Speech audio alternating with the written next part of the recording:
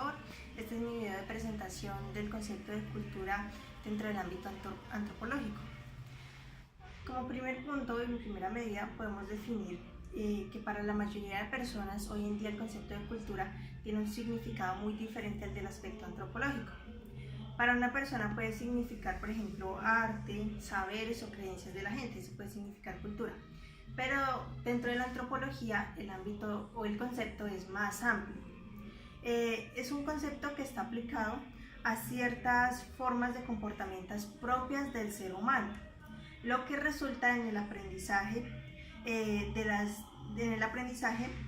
las conductas humanas dentro de una sociedad. Eso es lo que significa la cultura, el concepto de cultura, un aprendizaje que tiene el ser humano dentro de una sociedad. La cultura debe ser un concepto central para la antropología porque la antropología se concentra en estudiar las manifestaciones sociales y culturales que tiene el ser humano dentro de una sociedad. Por eso la cultura ayuda a facilitar, ayuda en la propia conducta humana a definir, cuáles van a ser sus normas. O sea, como sean los seres humanos, así van a actuar dentro de un futuro. Es decir, que ayuda a predecir estas normas o conductas que ellos van a seguir.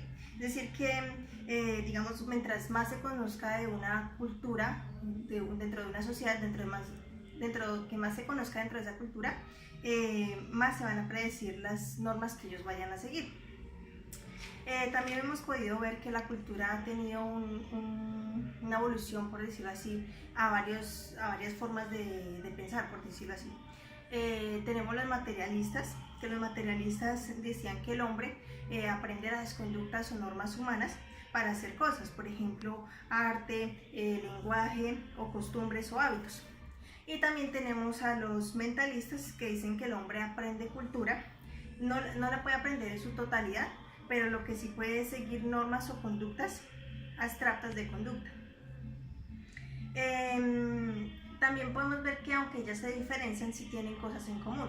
Por ejemplo, ambas dicen que la cultura hace referencia a todos los componentes de una sociedad como grupo.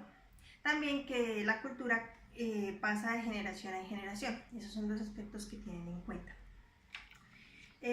Bueno, como tercer punto, podemos hoy en día preguntarnos por qué permanece o por qué pasa una cultura de una generación a otra.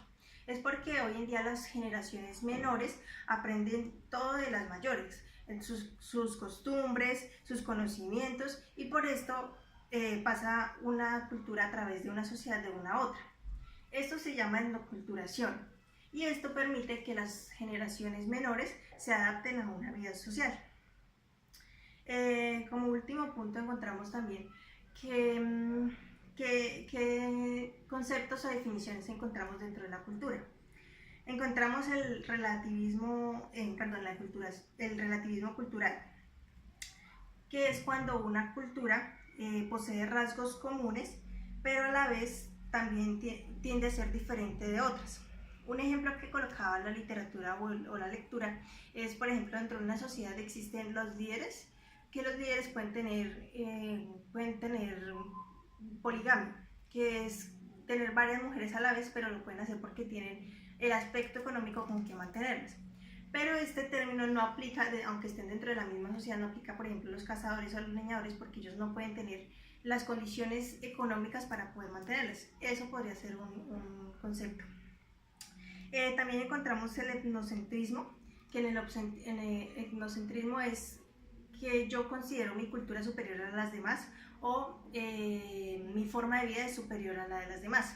Eso es lo que significa. Y esto significa el concepto de cultura dentro del ámbito antropológico.